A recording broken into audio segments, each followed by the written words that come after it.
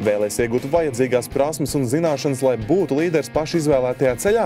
Nāc studēt fizikas studijas Latvijas Universitātē, fizikas un matemātikas fakultātē. 3 gadi, 60 budžeta vietas, kļūsti perspektīvas kā zinātnē un pētniecībā, tā arī plašākā darba tirgū.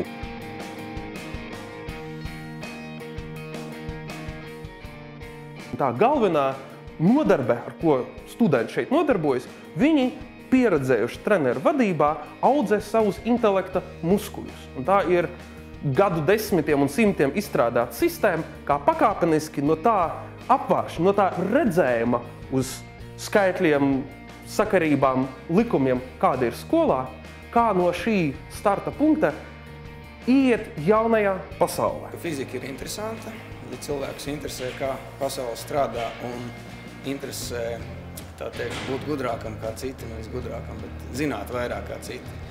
Tad šī ir īstā vieta, kur to var uzzināt. Man patīk tā gaisotne, kas valdīja fizmatos. Tā bija tāda brīvdomātāja gaisotne. Varētu likties, ka fizika ir kaut kāds ļoti konkrēts un eksakts priekšmets, bet tas, ko tur es izbaudīju, ir tieši šī radošā gaisotne. Laikam ir maz tādas zinātnes, kurās tādā ļoti izteiktā veidā tiek veidoti eksperimenti, kas liek saprast noteiktu parādību, pilnīgi abstrahējoties no visa cita pārējā. Un tad, beidzot šādas studijas, tad arī jūs iegūstat to domāšanas veidu, ka, lai cik arī nebūtu sarežģīta parādība, jūs vienmēr centīsieties izdalīt to galveno, to, kas ir vissvarīgākais.